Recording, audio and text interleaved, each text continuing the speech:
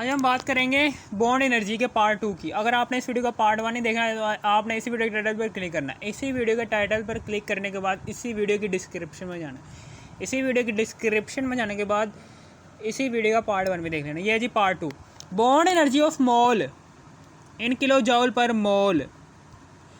यानी कि सबसे पहले तो बॉन्ड एनर्जी हमने निकाली है किलो जॉल पर मोल, यानी कि हाइड्रोजन है। फॉर एग्जांपल ये हाइड्रोजन है, ये हाइड्रोजन है, ये क्लोरीन है। अगर आप इस हाइड्रोजन एटम के, हाइड्रोजन मॉलिक्यूल के एक मोल यानी कि energy, bond energy of mole in kilojoule per मोल, ठीक है ना। यानी कि इस हाइड्रोजन के एक मोल नंबर ऑफ पार्टिकल्स लेते हो, उस नंबर ऑफ पार्टिकल्स के अंदर जितने भी हाइड्रोजन के मॉलिक्यूल्स आ रहे हैं, उन सारे के सारे मॉलिक्यूल्स के अंदर जितने भी बॉन्ड्स प्रेजेंट हैं, उन सारे के सारे बॉन्ड्स को ब्रेक करवाने के लिए जो सी एनर्जी दी जाती है, वो एनर्जी होती है ये 436 किलो जॉल पर मोल। इसी तरीके से क्लोरीन है। इस क्लोरीन मॉलिक्यूल के जब आप एक मोल नंबर ऑफ पार्टिकल्स लेते हो, एक मोल का मतलब क्या है, 1 मोल में कितने नंबर ऑफ पार्टिकल्स होते हैं, 6.02 मल्टीप्लाई 10 की पावर 23, इतने नंबर ऑफ पार्टिकल्स होते हैं। जब आप इस क्लोरीन मॉलिक्यूल के इतने नंबर ऑफ पार्टिकल्स लेते हो, जब आप इस क्लोरीन मॉलिक्यूल के इतने नंबर ऑफ पार्टिकल्स लेते हो, ये क्लोरीन मॉलिक्यूल है, इसमें इतने नंबर ऑफ पार्टिकल है 6.02 मल्टीप्लाई 10 की पावर 23 मॉलिक्यूल्स लेते हो क्लोरीन के। उन मॉलिक्यूल्स के अंदर जितने भी बॉन्ड प्रेजेंट हैं क्लोरीन के दरमियान, उन सारे के सारे बॉन्ड्स को ब्रेक करवाने के लिए जो सी एनर्जी दी जाती है, उस एनर्जी को कहते हैं बॉन्ड एनर्जी। और बॉन्ड एनर्जी कितनी आती है, 240 किलो जॉल पर मोल। ये है, ठीक है ना, समझ आ गई। यही है bond energy of mole in kilojoule per mole. Bond energy of मोल की बॉन्ड एनर्जी, यानी कि जब आप किसी भी सब्सटेंस का एक मोल लेते हो ना, उस सब्सटेंस के अंदर इतने नंबर ऑफ मॉलिक्यूल्स आएंगे, उस सब्सटेंस के अंदर इतने नंबर ऑफ मॉलिक्यूल्स प्रेजेंट होंगे, और इतने नंबर ऑफ मॉलिक्यूल्स के अंदर उस सब्सटेंस के जो उनसे बॉन्ड्स प्रेजेंट होंगे, उन सारे के सारे बॉन्ड्स को ब्रेक करवाने के लिए जो उनसे एनर्जी देती है, उसको कहते हैं बॉन्ड एनर्जी। बॉन्ड एनर्जी होती क्या है, आपको मैंने पीछे ही बताया कि किसी भी बॉन्ड को ब्रेक करवाने के लिए आप जो उनसे एनर्जी दी जाती है ना, उस एनर्जी को कहते हैं बॉन्ड एनर्जी, ठीक है ना। Bond energy of 1 mole, bond energy of मोल, ठीक है ना। हमने एक मोल की फाइंड की है। यहाँ पर हमने इस हाइड्रोजन और इस क्लोरीन मॉलिक्यूल के एक मोल की बॉन्ड एनर्जी निकाली है। एक मोल की बॉन्ड एनर्जी कैसे निकालेंगे, किलो जॉल पर मोल, ठीक है ना। इसी तरीके से bond energy of 1 mole in kilo जॉल molecule, यानी कि अब हम निकालने जा रहे हैं एक मॉलिक्यूल की बॉन्ड एनर्जी, यानी कि इतने नंबर ऑफ मॉलिक्यूल्स हैं, इतने नंबर ऑफ मॉलिक्यूल्स हैं। फॉर एग्जांपल हाइड्रोजन है, ये हाइड्रोजन मॉलिक्यूल है। इस हाइड्रोजन मॉलिक्यूल के अंदर इतने नंबर ऑफ मॉलिक्यूल्स प्रेजेंट है, ठीक है ना। ये एक मोल है, हाइड्रोजन के हमने एक मोल लिए हैं। हाइड्रोजन है, हाइड्रोजन के हमने एक मोल लिया है। एक मोल के अंदर इतने नंबर ऑफ मॉलिक्यूल्स प्रेजेंट है, हाइड्रोजन के इतने नंबर ऑफ मॉलिक्यूल्स प्रेजेंट है। अब इन नंबर ऑफ मॉलिक्यूल्स में से सिर्फ एक मॉलिक्यूल निकालना है हाइड्रोजन का, ये एक मॉलिक्यूल निकाल लिया। अब वो कह रहा है इस एक मॉलिक्यूल के अंदर जो सा एक बॉन्ड प्रेजेंट है ना, इस एक बॉन्ड को तोड़ने के लिए कितनी एनर्जी दी जाएगी, वो एनर्जी फाइंड आउट करो। बॉन्ड एनर्जी हमने इसकी निकालनी है, ठीक है ना। पहले ऊपर हमने कितनी, पहले हमने टोटल मॉलिक्यूल्स प्रेजेंट इन 1 मोल, यानी कि एक मोल के अंदर जितने भी इस सब्सटेंस के मॉलिक्यूल्स प्रेजेंट थे, उन सारे के सारे मॉलिक्यूल्स के अंदर जितने भी बॉन्ड्स आ रहे थे उन सारे के सारे बॉन्ड्स को ब्रेक करवाने के लिए जो सी टोटल अमाउंट ऑफ एनर्जी दी गई थी वो इतनी दी गई थी 436 किलो जूल पर मोल। ठीक है ना, इतनी दी गई थी। इस एनर्जी को कहेंगे बॉन्ड एनर्जी। ये टोटल अमाउंट ऑफ एनर्जी जो सी आपने दी है एक मोल के अंदर जितने भी बॉन्ड प्रेजेंट हैं उन सारे के सारे बॉन्ड को ब्रेक करवाने के लिए टोटल एनर्जी इतनी दी गई है। अब इस टोटल एनर्जी को डिवाइड कर देंगे 6.02 × 10⁻23 से। ठीक है ना, इस 436 को हमने एक मोल, अब हमने सिर्फ और सिर्फ एक मॉलिक्यूल की निकालनी है। अब हम मोल नहीं निकाल लेंगे, यानी कि मॉलिक्यूल की निकाल लेंगे। 436 किलो जूल एक मोल है। पहले ये जो सा है ना, ये 6.02, ये कैसे कैंसिल होगा? ठीक है ना, किलो जूल एक मोल नीचे आ गया, ये जो सा पर मोल है ना, ये देखें किलो जूल है 436 किलो जूल, और ये पर मोल यानी कि एक मोल के अंदर जितने भी मॉलिक्यूल्स आ रहे थे इस सब्सटेंस के, एक मोल के अंदर जितने भी मॉलिक्यूल्स आ रहे थे इस सब्सटेंस के, एक मोल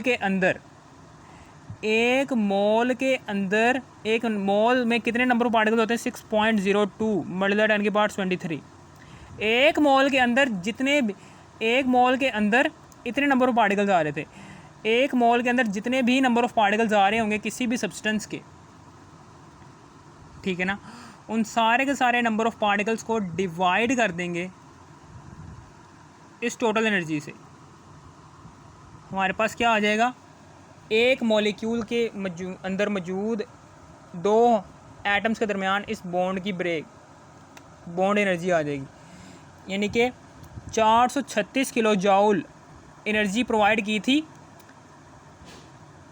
436 किलो जूल एनर्जी प्रोवाइड की थी एक मोल में मौजूद जितने भी मॉलिक्यूल्स थे, उन सारे के सारे मॉलिक्यूल्स के अंदर जितने भी बॉन्ड्स प्रेजेंट थे उन सारे के सारे बॉन्ड्स को ब्रेक करवाने के लिए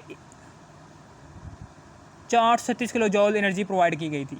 अब हम एक मॉलिक्यूल की निकालना चाहते हैं, तो क्या करेंगे? इस मोल की पावर -1 है, ये नीचे आगे +1 की हो जाएगी। मोल की पावर ये ऊपर -1 है, नीचे आगे +1 हो जाएगी। और हमें पता है कि एक मोल के अंदर कितने नंबर ऑफ पार्टिकल्स होते हैं? +1 होगी, ठीक है ना, ये लो जी +1 होगी।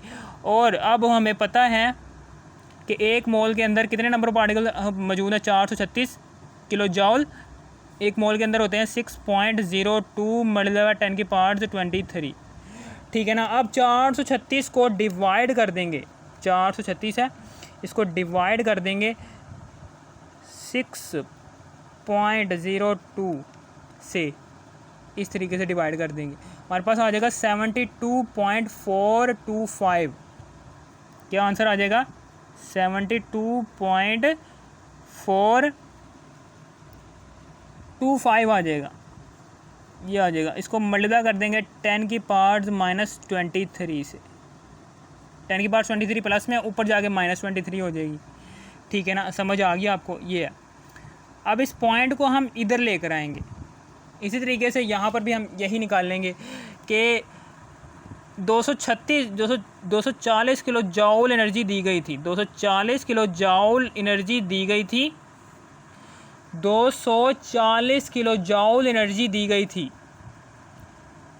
एक मोल में मौजूद जितने भी मॉलिक्यूल्स थे क्लोरीन के, उन मॉलिक्यूल्स में मौजूद जितने भी बॉन्ड्स थे उन बॉन्ड को ब्रेक करवाने के लिए 240 किलो जूल एनर्जी दी गई थी। अब हमने एक मॉलिक्यूल की निकालनी है, ठीक है ना, यानी कि इतने नंबर ऑफ पार्टिकल्स हैं, ठीक है ना। एक मोल के अंदर कितने नंबर ऑफ पार्टिकल्स होंगे? एक मोल के अंदर क्लोरीन के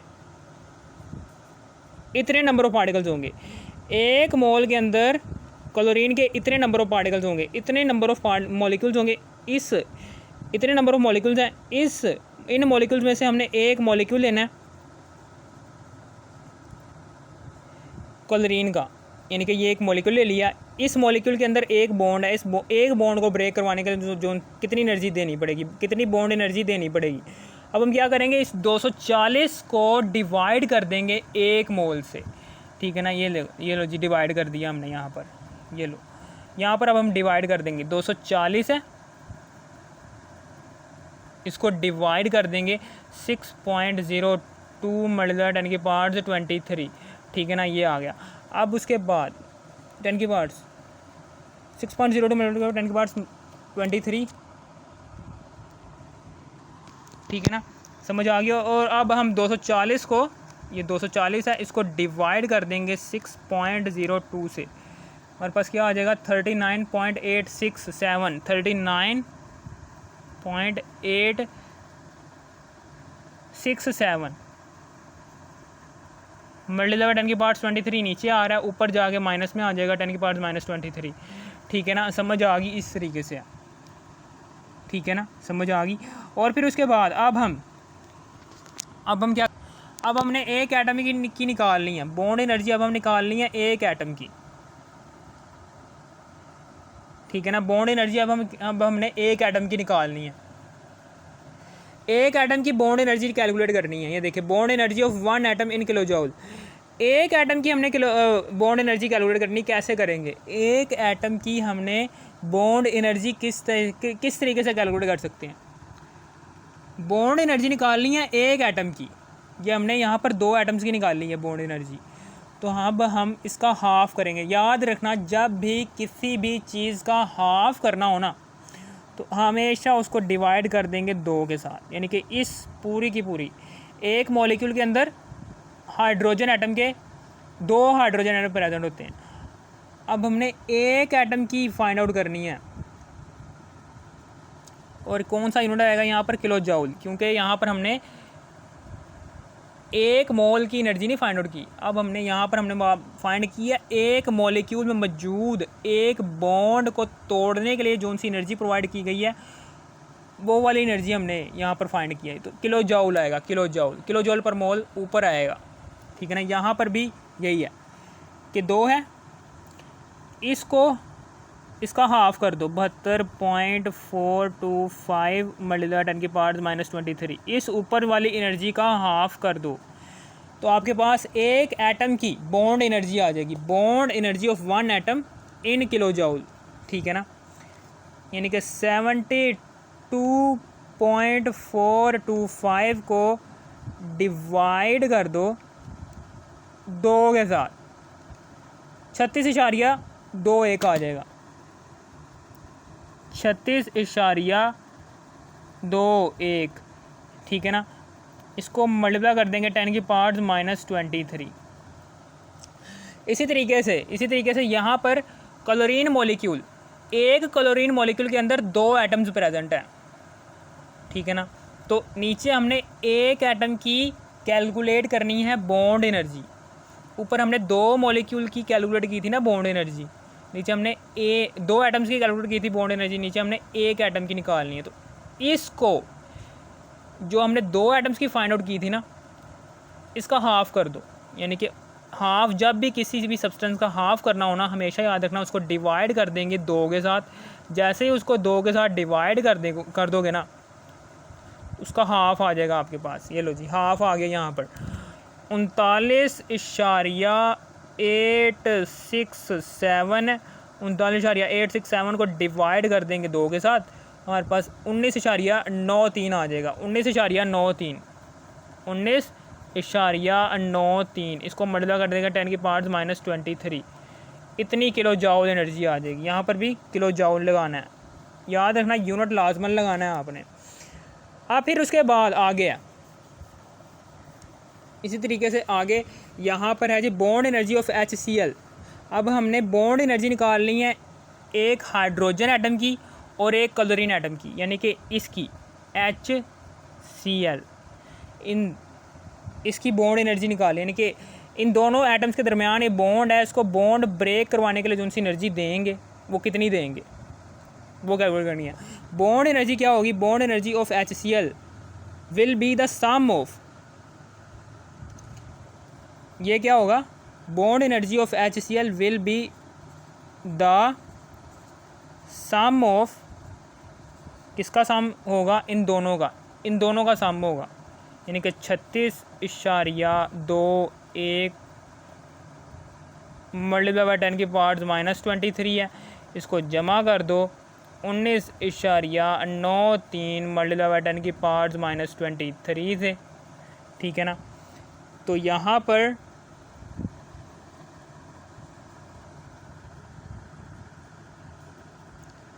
छत्तीस इशारिया 21 है, इसको जमा किया 19.93 से मल्टीप्लाई 10 की पावर्स -23, ठीक है ना। इन दोनों का सम कर लो, 36.21 है, इसको जमा कर दो 19.93 से 56.14 आ जाएगी, 56.14 मल्टीप्लाई बाई 10 की पावर्स -23, इतनी एनर्जी देंगे, यानी कि HCl है, ठीक है ना, इतनी एनर्जी देंगे।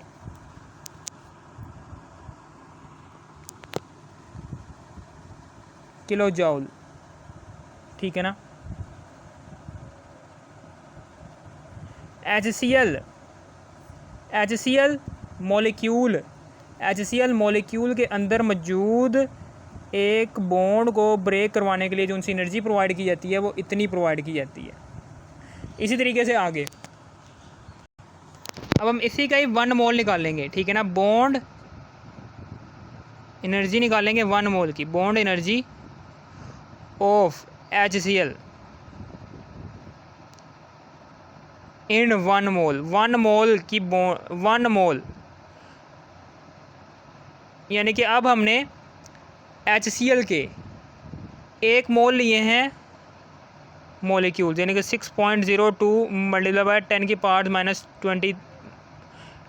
-23 पार्टिकल्स लिए हैं, इतने पार्टिकल्स लिए हैं, ठीक है ना। अब बताओ इन पार्टिकल्स को जब आप HCl के इतने नंबर ऑफ पार्टिकल्स लोगे तो इतने नंबर ऑफ पार्टिकल्स में मौजूद जितने भी मॉलिक्यूल्स होंगे उन सारे के सारे मॉलिक्यूल्स में जितने भी नंबर ऑफ बॉन्ड्स होंगे उन सारे के सारे बॉन्ड्स को ब्रेक करवाने के लिए जो उनसी एनर्जी दोगे वो कितनी दोगे, वो बताओ।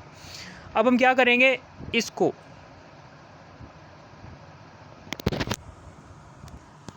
ठीक है ना, ये देखें, जब हमने एक मॉलिक्यूल की निकाली थी, जब हमने बॉन्ड एनर्जी एक मॉलिक्यूल की निकाली थी तो हमने मोल को डिवाइड किया था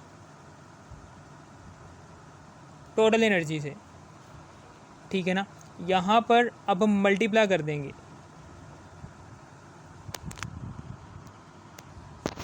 अब हम इसको मल्टीप्लाई कर देंगे 56.14 है, इसको मल्टीप्लाई कर देंगे 10 की पावर्स -23 से,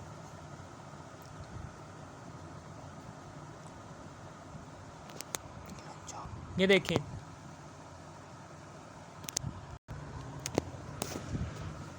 ठीक है ना। तो अब हम बॉन्ड एनर्जी ऑफ HCl इन 1 मोल, ठीक है ना। अब हम इसी को ही इस एक मॉलिक्यूल में मौजूद एक बॉन्ड को तोड़ने के लिए जो उनसी एनर्जी दी जाती है ना, इसी एनर्जी को मल्टीप्लाई कर देंगे 6.02 मल्टीप्लाई 10 की पावर्स -23 से, ठीक है ना, समझ आ गई, ठीक है ना। अब उसके बाद यहाँ पर जब आप इन दोनों को मल्टीप्लाई करोगे ना, इन दोनों को मल्टीप्लाई करोगे हमारे पास आंसर आएगा 337.9, इसको मल्टीप्लाई कर दोगे 10 की पावर्स -23, ये मल्टीप्लाई हो रहे हैं, ये पावर्स 10 की पावर क्या हो रही है, मल्टीप्लाई हो रही हैं, तो ये आपस में ऐड होंगी, प्लस ये -23, ठीक है,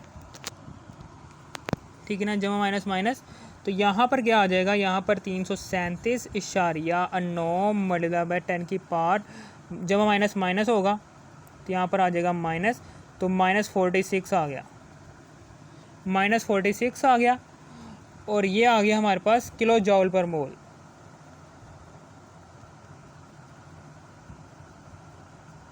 किलो जॉल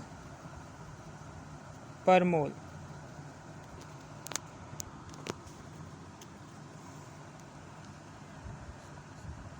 यहाँ पर आएगी 337.9 किलो जॉल पर मोल। लेकिन एक्चुअल बॉन्ड एनर्जी क्या होती है? एक्चुअल बॉन्ड एनर्जी जो उनसी आती है ना, actual bond energy of HCl, जो उनसी एक्चुअल निकलती है ना HCl की बॉन्ड एनर्जी, वो निकलती है इतनी निकलती है 431।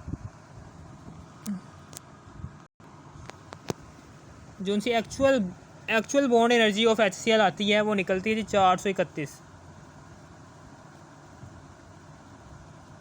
ये बॉन्ड एनर्जी ज़्यादा क्यों आ रही है, बॉन्ड एनर्जी यहाँ पर कम क्यों आ रही है?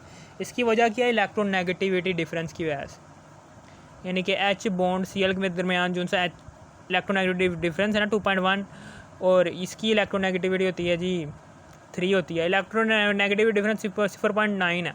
इस इलेक्ट्रोनेगेटिविटी डिफरेंस की वजह से क्या हो रहा है? बॉन्ड बहुत ज़्यादा स्ट्रॉन्ग हो गया। स्ट्रॉन्ग बॉन्ड की वजह से ज़्यादा एनर्जी आ रही है। एक्चुअल में ज़्यादा एनर्जी आती है, लेकिन कैलकुलेटेड जो उनसी आई है हमारे पास वो कम आई है। कैलकुलेटेड हमारे पास क्यों कम आई है? क्योंकि वो हमने कैलकुलेट की है, जो उनसे हमने निकाली है एक्चुअल में, जो उनसे निकाली है हमने एनर्जी प्रोवाइड की उस दौरान जो उनसे हमारे पास एनर्जी है वो बहुत ज़्यादा आई। क्यों एनर्जी आई? क्योंकि यहाँ पर इलेक्ट्रोनेगेटिविटी डिफरेंस क्या था? ज़्यादा, जिसकी वजह से इस बॉन्ड को ज़्यादा एनर्जी लगी तोड़वाने के लिए। इसकी वजह से एक्चुअल एनर्जी बढ़ गई, इसी वजह से। फिर उसके बाद आगे है, इसी तरीके से बिल्कुल आगे की तरफ ये बात मैं कहना चाह रहा हूँ। 431 किलो जॉल पर मोल आ गई एनर्जी। अब इस एनर्जी को हम डायरेक्ट भी फाइंड आउट कर सकते हैं। कैसे डायरेक्ट फाइंड आउट कर सकते हैं? ये देखो, इसका हाफ लो, 436 का हाफ क्या आएगा? 218, ठीक है ना। और 240 का हाफ क्या आएगा? 120।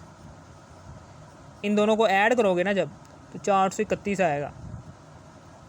इसको आप डायरेक्ट भी निकाल सकते हो, लेकिन इतनी ज़्यादा कैलकुलेशन क्यों की है? ये सारा आपको समझाने के लिए किया है, ठीक है ना। आप डायरेक्ट भी ऐसे करके निकाल सकते हो। अगर आपको इस वीडियो की ज़रा सी भी, थोड़ी सी भी समझ आ गई हो ना, इस वीडियो को कर दो लाइक और सब्सक्राइब और शेयर भी कर देना। Thanks for watching me.